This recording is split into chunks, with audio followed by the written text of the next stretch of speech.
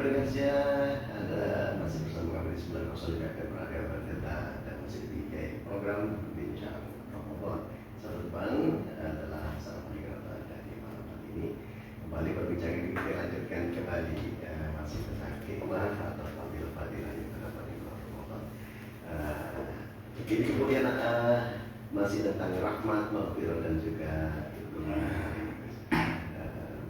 apa tanda-tanda yang bisa diambil?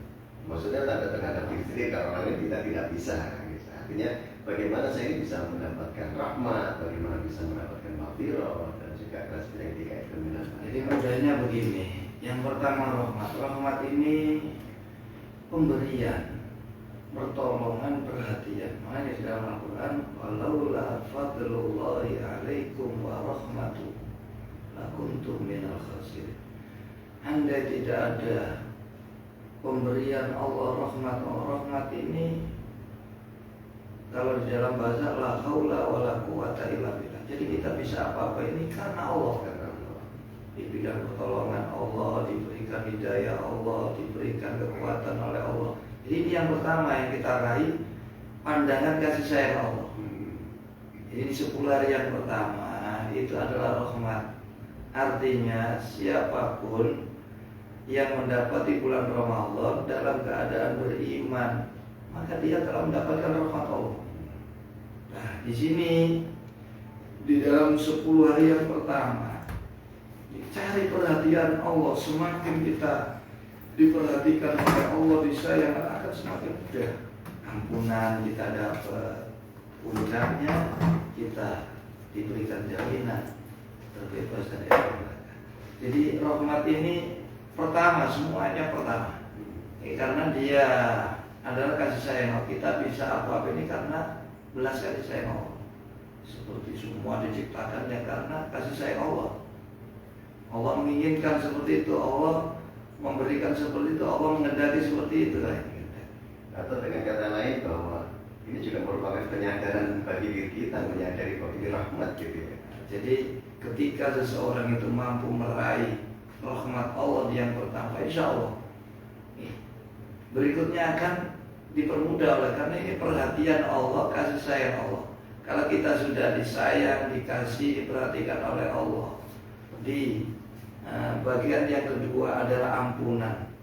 Jelas apa-apa yang kita lakukan kalau kita ini sudah disayangi sama Allah, sejelek apapun kita buat salah akan dihapuskan oleh Allah. Seperti orang sudah cinta, sudah sayang, berbuat salah pun tidak terlihat salah, ini dihapuskan oleh dia kedua. Jadi kita terkadang terpleset, terkadang ini kita bisa aman setidaknya. Tapi makna daripada mendapatkan rahmat bukan berarti kita terpleset, tidak. Ketika kita sudah mendapatkan rahmat Allah, kemaksiatan, perbuatan jelek ini akan dijauhkan dari kita. Jadi seperti kalimat man shoma ramadhana imanan wa ihtisaban ghufira lahu ma taqaddama min dhanbihi wa ma ta'akhkhar. Siapa yang berpuasa landasan iman dan semata-mata mencari ridha Allah, maka dosanya yang lalu diampuni dan yang akan datang diampuni. Ini belum terjadi diampuni. Maksudnya gimana? Ulama memberikan penafsiran, maksudnya dosa yang akan datang diampuni ini kamu tidak dijalankan di perbuatan dosa, kamu dijalankan di kebaikan. Itu artinya yang awalnya Anda terpleset diganti baik. Ini maknanya maghfirah. Kalau kita sudah mendapatkan rahmat, jadi semua terpleset kita ini diganti gitu. Jadi bukan berarti harus leha-leha gitu. Nah, jadi makanya tadi saya singgung lagi. Pertama ini sangat penting, sangat penting. Karena di sini rahmat. Kalau kita ini sudah dinaungi, dicurai rahmat Allah, maka semuanya akan menjadi mudah. Kita terjaga dari musuh-musuh kita. Kita dijauhkan dari kemaksiatan. Pintu-pintu maksiat tertutup bukan buat kita, tapi pintu berbuat baik dibuka lebar. Ini makna yang mungkin sulit dipahami oleh orang yang dikira oh diampuni dosa, bukan. Ya seperti itu. Jadi pintu maksiat itu ditutup, pintu kebaikan dibuka. Makanya sitrullah itu dibagi dua. Tutup Allah itu ada tutup Allah dari berbuat maksiat, ada tutup Allah di dalam berbuat maksiat. Sitrun fil maksiat wa sitrun anil maksiat. Kalau sitrun fil maksiat, kita berbuat maksiat, orang lain ditutupi, kita tidak tahu. Nah, tidak tahu perbuatan kita, tapi kita tetap dosa. Cuman aib kita ditutup oleh Allah, tidak sampai diketahui oleh orang. Tapi kalau sitrun anil maksiat, kita ditutup dari perbuatan maksiat, pintu-pintu maksiat ini ditutup oleh Allah. Jadi kita menjadi baik. Kita baik bukan karena kita baik, tapi pintu-pintu maksiat dijauhkan dari Allah gitu. Jadi yang mungkin perlu dipahami ya, ini jangan sampai nanti salah mengartikan. Iya. Baik Gus, nampaknya sudah ada yang bergabung juga ini Gus, dari Mas Faisal yang setia selalu mengikuti yang ada di pesantren ini. Mau izin bertanya Gus, Assalamualaikum. Waalaikumsalam warahmatullahi. Benarkah husnul khotimah itu ada tanda-tandanya? Yang pertama itu, bukankah kematian seseorang itu baik buruknya hanya Allah yang tahu? Dan bagaimana kita harus menyikapinya dalam hati agar kita percaya diri dalam menyongsong akhir yang baik. Jadi setiap orang pasti menginginkan akhirnya itu happy, akhirnya itu indah, baik.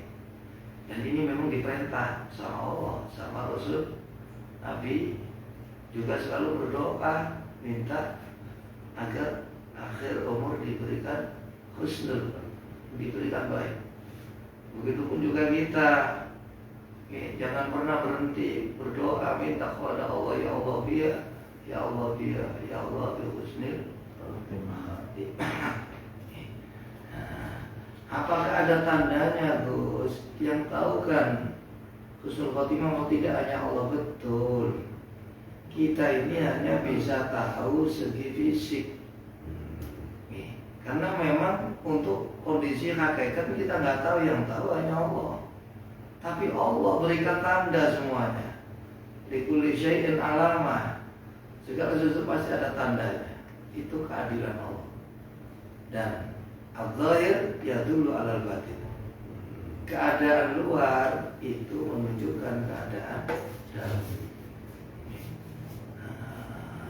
Sudah. Nah, apakah ada tanda-tanda zahir husnul khotimah? Ada. Di antaranya yang diterangkan oleh para ulama, yang sering kita rasakan, ya mungkin kita saksikan ketika dia meninggal wajahnya senyum, terkadang sampai mengeluarkan bau harum. Dan di antara tanda-tanda orang matinya husnul khotimah itu biasanya matanya meneteskan air mata, jadi keluar air mata. Terus hidungnya mancung, mengeras, jadi tidak layu. Kalau orang husnul khotimah ini kayak layu, kulitnya pun tidak bersih, biasanya agak puyeh. Yang wajahnya biasanya agak kusut. Nah itu di antara tanda-tanda husnul khotimah. Yang husnul khotimah itu tubuhnya terlihat segar, hidungnya itu masih keras, matanya mengeluarkan air mata, kemudian terkadang mengeluarkan bau harum. Nah, ini yang kita ketahui Secara fisik. Tapi kembali lagi, baik buruk itu yang tahu hanya Allah. Jadi seperti itu ya. Terus untuk menyikapi agar kita ini punya kepercayaan diri untuk menyongsong. Ya tentu saja Nabi kan sudah memberikan solusi. Kalau ingin mendapatkan husnul khotimah, ya jaga sholat 5 waktu berjamaah, kamu banyak berzikir, banyak berselawat, banyak bersedekah. Ini kan jalan-jalan untuk mendapatkan husnul khotimah. Upaya. Kalau kita mendapatkan hasil akhir kan tentunya seseorang itu begini. Oke. Yang dilihat oleh Allah kan akhirnya, tapi orang itu akhirnya biasanya itu dilihat dari kebiasaannya sehari-hari. Kalau kebiasaan seperti itu, akhirnya juga akan seperti itu. Kalau dia kebiasaannya baik, maka akhirnya juga baik. Nah, ini rata-rata ya. Nah, seperti orang yang biasanya suka jahat sama orang, ya dia nantinya akan dijahatin sama orang.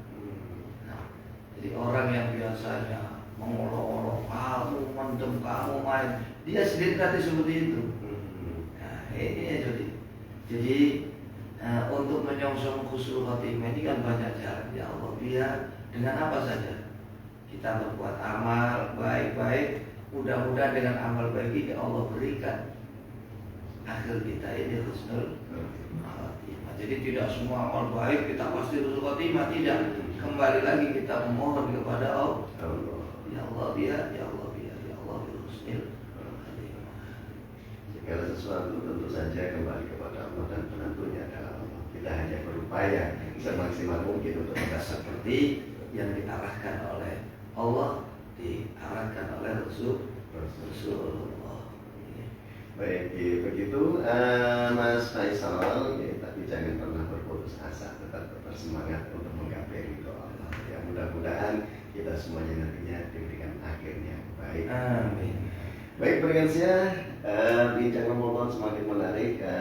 Kita akan lanjutkan kembali sebelumnya. Satu tebang akan saya hadirkan untuk mengisi Ramadan kita. Tetaplah bersama kami di 9 FM.